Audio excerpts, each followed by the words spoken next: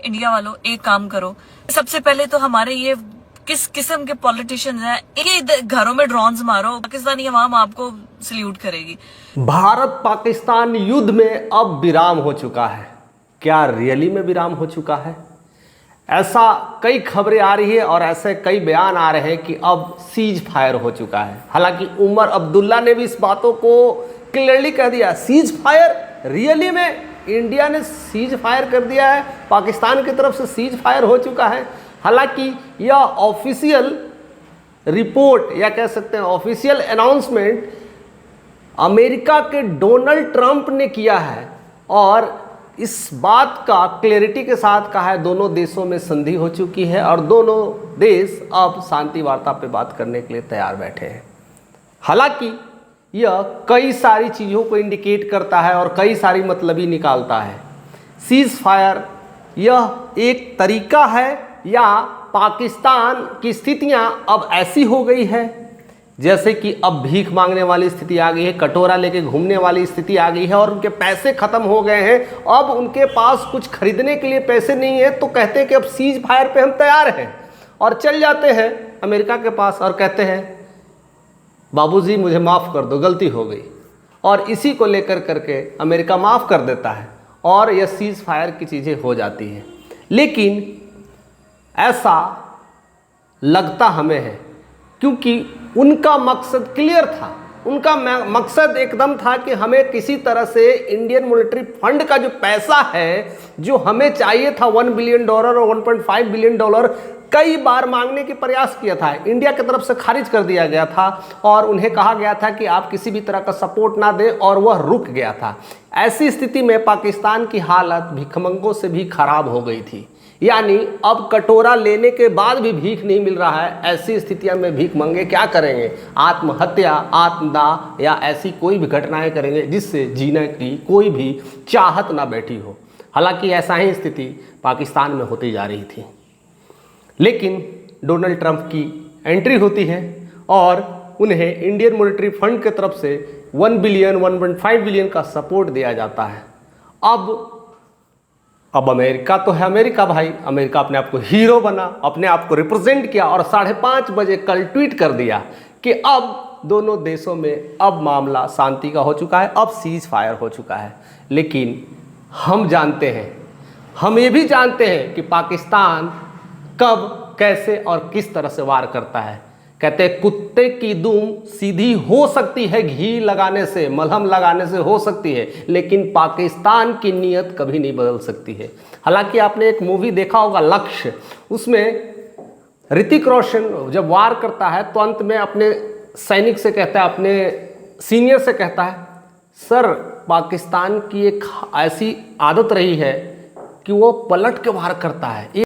मुझे उन लोगों का तजुर्बा है, पाकिस्तानी हारे पलट के एक बार फिर आता है, जब जीत जाओ तो फौरन लापरवाह नहीं हो जाना। तो वही होता है पलटवार करने की स्थिति में। तो क्या यह सीज फायर एक बहाना था, सिर्फ और सिर्फ पैसे लेने का एक तरीका था? क्योंकि महज 4 घंटे बाद सीज फायर का उल्लंघन हो चुका है और श्रीनगर के आसपास, पठानकोट के आसपास ऐसे कई सारे इलाके में कह सकते हैं ना धमाके और गोलियों की बौछार शुरू हो चुकी है। उधमपुर, कठुआ, नौशेरा, पूंछ, अरसिया, सब के सब जिलों में, सब के सब इलाकों में ऐसी तमाम घटनाएं अग्रसर होते जा रही है। ऐसा लगता है कि विश्वासघात के बाद भी कोई वर्ड नहीं बचता है, वैसा वर्ड की संज्ञा पाकिस्तान को दी जा रही है कि कब दुश्मन के जहाज उड़े, कब उनको हम उठा के समंदर में फेंक दें। हालांकि इंडिया ने इस बात को जता दिया था कि मुझे अभी चीज़ों को लेकर के कुछ नहीं करना है। हालांकि कई मामलों में, इंडिया और पाकिस्तान के मामलों में क्लियर था कि हमारी युद्ध पाकिस्तान के साथ नहीं है, हमारी युद्ध आतंकवाद के साथ है। हालांकि इसमें बहुत सारे देश शामिल हुए थे, अमेरिका भी साथ दे रहा था भारत को। लेकिन अब ऐसी क्या बातें हुई कि उधर से शहबाज शरीफ चले जाते हैं अमेरिका या बात कर लेते हैं, या वहाँ के जो भी विदेश मंत्री हैं या कोई भी हो, सब बात कर करके और गुहार लगाते हैं कि मुझे अब युद्ध नहीं चाहिए, अब शांति चाहिए, अब हम इससे नहीं लड़ना चाहते। हम ऐसी स्थिति में भी नहीं हैं, लेकिन पैसे मिलते स्थितियां बदल गई। स्थितियां चेंज हो गई और फिर से वही कारनामे किए जा रहे हैं। तो ऐसी स्थिति में क्या करेंगे? हालांकि उमर अब्दुल्ला ने ठीक ही कहा था रियली में सीज फायर, और ऑफिशियली अनाउंसमेंट है, अमेरिका के डोनाल्ड ट्रंप राष्ट्रपति का अनाउंसमेंट है, तो मानना पड़ेगा सीज फायर है। लेकिन कोई फायदा नहीं हुआ, कोई चीज़ें नहीं हुआ, कुत्ते की दुम सीधी नहीं हुई। अक्सर लोग कहते थे कि ये होती भी नहीं है और हुई भी नहीं। यानी जैसे भी नाम दे, जिस तरह से नाम दे, जिस तरह से हम उन्हें बोले, उस तरह से ऐसी घिनौनी हरकतों का अंजाम दिया है। यह अब क्या होने वाला है यह तो वक्त बताएगा, लेकिन ऐसी स्थितियां में अब क्या होगा? हालांकि इंडिया की तरफ से गाइडलाइंस जारी की गई थी कि हम सीज फायर के लिए हम राजी तब होंगे कि इसके आगे कुछ भी ऐसी घटनाएं, कुछ भी ऐसे अंजाम नहीं होंगे, और ऐसा अगर कुछ भी हुआ तो हम मान लेंगे कि यह युद्ध का आगाज है। अब ऐसी स्थितियां में क्या हुआ? 4 घंटे बाद स्थितियां बदल गई, सीज फायर उल्लंघन हो चुका। तो क्या यह लगता है युद्ध की शुरुआत है? अभी बहुत कुछ होने वाला है। झपटे और अनफानन 5 जहाज, जिनमें 3 राफेल। सारे मंत्री, विदेश मंत्री, सारी नीतियां, सारी बड़े बड़े लोग, नेता, सब कुछ धरे के धरे रह गए। सारे बात विवाद सब कुछ नहीं हुआ, और युद्ध की स्थितियां ऐसी की वैसी है।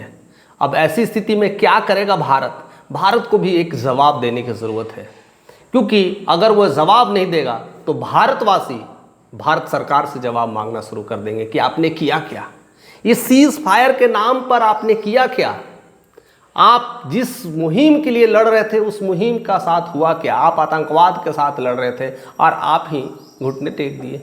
ऐसी स्थितियां में हालांकि सीज फायर बहुत अच्छी चीज़ है, देश में शांति होगी, नफरतें मिटेगी, और जो ह्यूमैनिटी में एक अलग लाइफ जो है अच्छी चलेगी। लेकिन पाकिस्तान सुधरेगा तब तो, आप कितना भी कोशिश कर ले वो सुधरने का नाम नहीं है। और ऐसी स्थितियां में पता ही नहीं चलता है कि वहाँ का प्रधानमंत्री कौन है, कि वहाँ का हीरो कौन है, कि वहाँ का मेन आदमी कौन है, पता ही नहीं चलता कि शहबाज शरीफ ही लीड कर रहे हैं, कि वहाँ का चीफ लीड कर रहा है, मुनीर लीड कर रहा है, या कि वो कोई मिलिट्री आदमी लीड कर रहा है, या वहाँ के आतंकवादी गिरोह पाकिस्तान को लीड कर रहा है। यह कतई समझ में नहीं आता है। हालांकि कई सारे ऐसे ऐसे जवाब आए हैं, कई सारे पाकिस्तानी मौलाना जो खास कर करके यह बातों को पुष्टि कर दिया है कि हम इंडिया के साथ हैं, आप डायरेक्ट सरकार पर वार करो।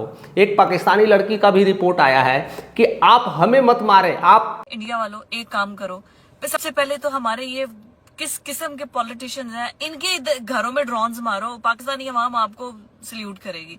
डायरेक्ट हमारे सारे नेताओं को मार दे।